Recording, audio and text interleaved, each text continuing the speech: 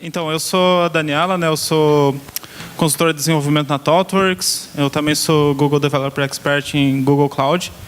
E, assim, essa é uma talk que talvez ela traga um pouco mais de perguntas do que respostas, porque isso é um tópico muito recente na literatura. Assim, tem muito desenvolvimento que está acontecendo agora. Então, a ideia aqui é fazer uma discussão, falar um pouquinho sobre motivações e dar um pouquinho do estado da arte, o que está se fazendo em termos de tecnologia nessa área. Começar com um pequeno disclaimer. Essa talk tem um nível maior de buzzwords do que o normal. Então, assim, se alguém for sensível a buzzwords, é muito, mas eu prometo que vai fazer algum sentido. Tá? A agenda. O primeiro passo, acho que, não sei, alguém aqui trabalha com Data Science e Data Engineers, se quiser só posicionar, legal.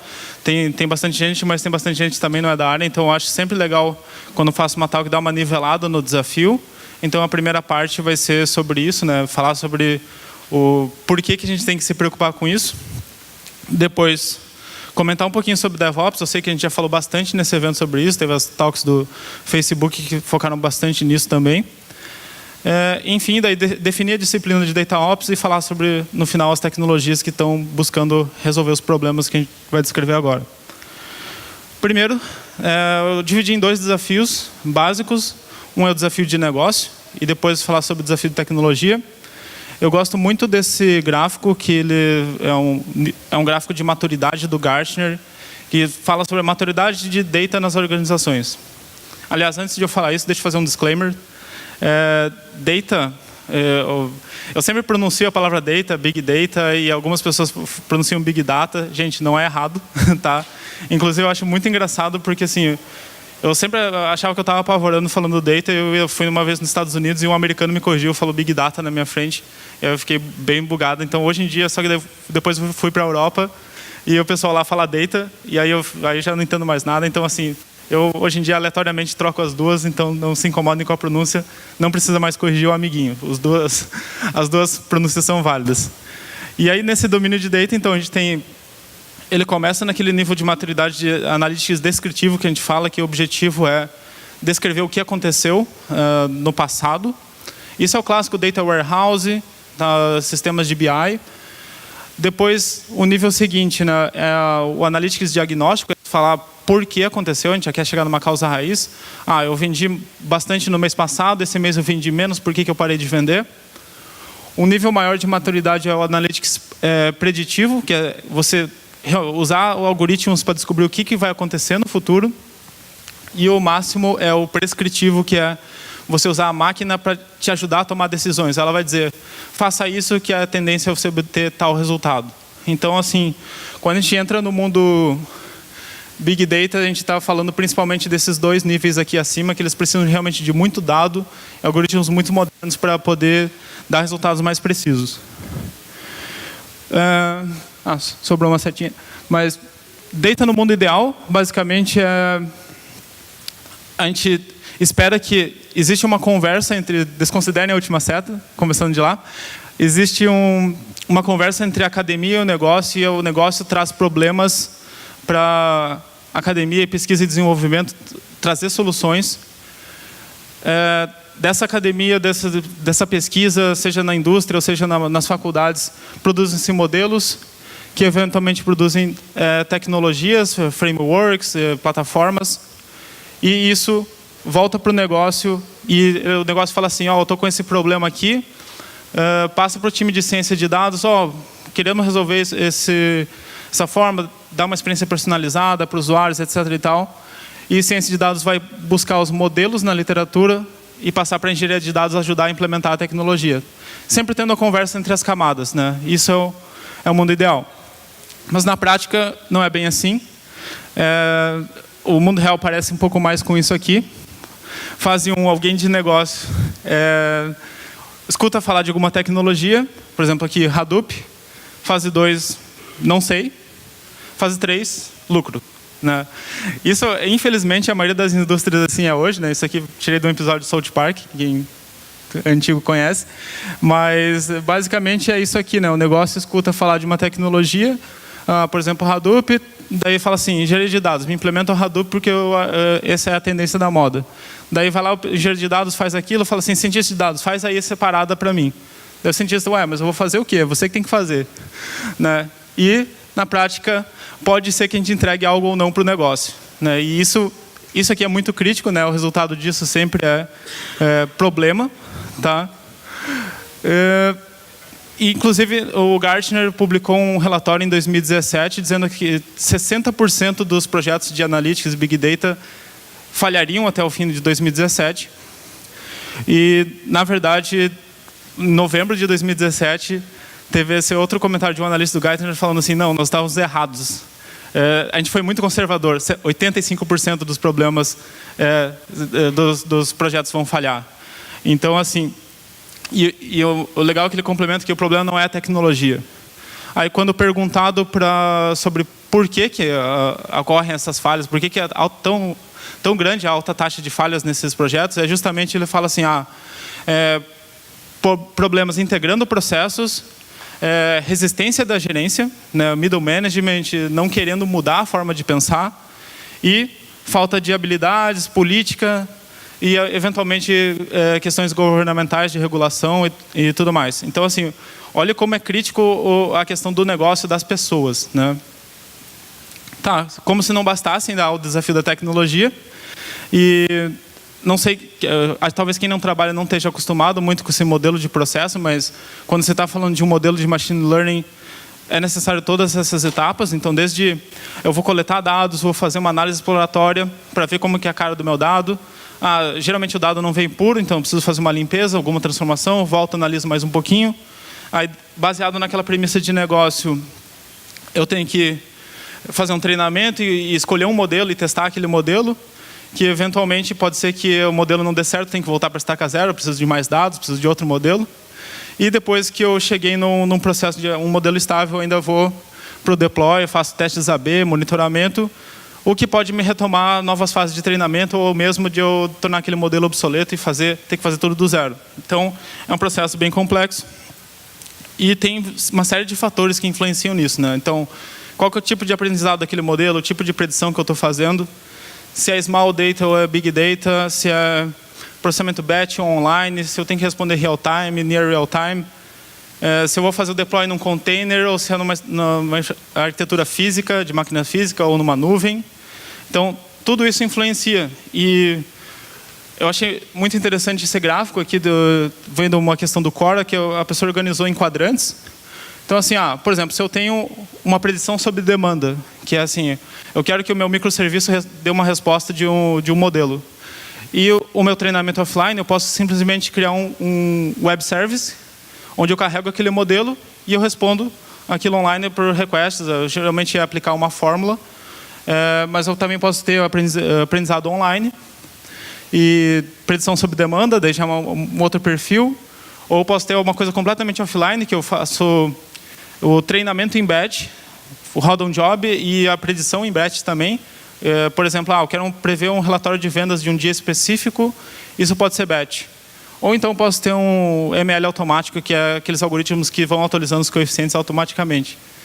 Tudo isso, pensa agora que o negócio decidiu a tecnologia por você, ao invés de você tomar essa decisão. O quanto de complexidade você acrescenta por, às vezes, ter que estar usando um modelo que não é bem apropriado. Né? Então, é muito importante essa mensagem de que o negócio tem que dar o problema. A solução tem que vir dos times de engenharia. E, além disso, né, tem esse artigo muito interessante do Google, que se chama The Hidden Technical Debt in Machine Learning, ou Débito Técnico Oculto em Machine Learning. Ele mostra assim, a caixinha preta é o código Machine Learning. O resto é tudo que você precisa para suportar aquele código. Então, monitoramento, extração de feature, pipelines, e tudo isso são desafios de engenharia tradicionais. Né? Além do desafio adicional de machine learning, que é toda aquela cascata de construção do modelo. Então, realmente, quando a gente fala, aplica machine learning, prevê ali, parece uma coisa fácil, mas a gente tem que tomar muito cuidado para não cair nisso aqui. O próprio artigo ele diz mais ou menos 5 anti-patterns, que é muito comum na indústria. Não é a proposta passar aqui por todos eles, mas recomendo a leitura. E o que traz assim para a gente para o mundo de DevOps. Olha só quanta coisa era arquitetura tradicional ali em volta. Machine Learning, na verdade, é muito pouco, assim, se for pensar o core do negócio. Então, faz muito sentido a gente pensar no mundo DevOps para esse cenário. Quem já viu aqui em Note já sabe que eu gosto dessa lei, né, que é a lei de Conway, que basicamente diz que as organizações elas produzem sistemas que representam a forma como elas se comunicam. E o DevOps é muito sobre uma questão de cultura. Então, tem muito forte essa questão de que precisa ter uma cultura corporativa que apoie o desenvolvimento nessa metodologia. Eu gosto muito desse livro, ele é o companion book, ele é a continuação daquele livro de Site Reliability Engineering do Google. Esse é o Site Reliability Workbook, é o que eu tenho lido como referência para essa área. Na verdade, os dois livros se complementam, não é ele não substitui, é meio que uma continuação. E ele usa um acrônimo chamado CALMS, né, que é dizer assim, meio que de tranquilo mesmo, para falar do que são os principais pontos da cultura DevOps. Então, primeiro, assim, a cultura da empresa tem que estar...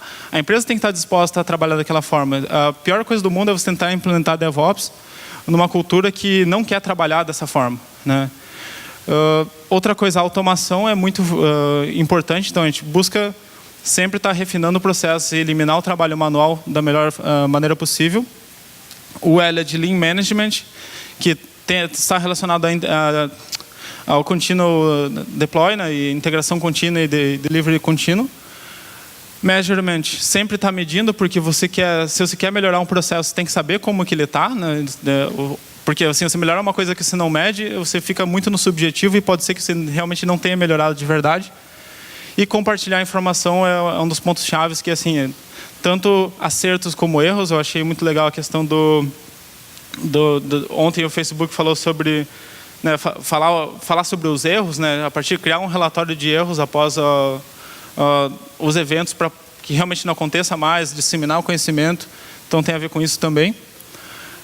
Além disso, princípios básicos, né, dessa cultura é acabar com silos. Então, assim, isso também entra na organização dos times, né? Porque DevOps, que antes era separado, Developer Operations, evitar que se construam esses silos é uma coisa que vai ajudar a ter troca de informação entre esses times e não vai ter mais uma informação que é exclusiva de um grupo ou outro. Divisão de conhecimento entre times, né? Falta de colaboração, então criar um time único facilita isso.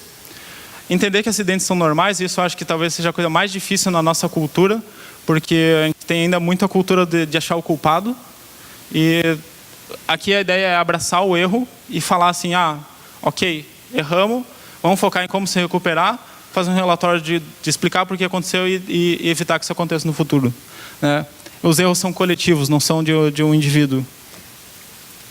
As mudanças devem ser graduais, aí entra também o Continuous Integration, Continuous Delivery, ou Continuous Deployment. E a questão da ferramenta e das culturas estarem interrelacionadas. Eu gostei muito desse ponto no livro, que ele fala assim, que com ferramentas erradas, mas a cultura certa, você ainda consegue contornar a situação, mas se tiver a cultura errada e as ferramentas certas, isso pode ser irreversível. Então, assim, de novo, eu acho muito legal esse foco.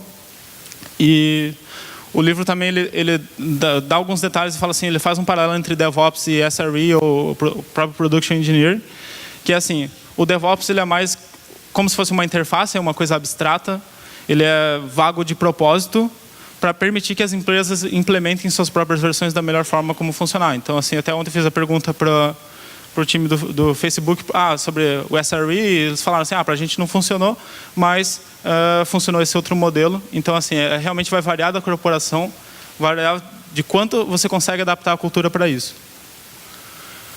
Aí a gente entra no DataOps, né? O DataOps, ele tenta trazer um pouquinho de todos esses mundos. Então, assim, como a gente olha aquela questão do débito técnico, a maior parte do DataOps ele é do mundo de software engineering tradicional, então tudo que vale para DevOps também vai valer para cá. Só que ele tenta incorporar ainda alguns conceitos do negócio, seu carro-chefe, do analítico, e surgiu então assim meio que parecido com o Agile Manifesto, existe o DataOps Manifesto. Então aqui algumas premissas, né? interações de indivíduos antes de processos e ferramentas, analytics antes da documentação, colaboração antes de contratos, experimentação, interação e feedback.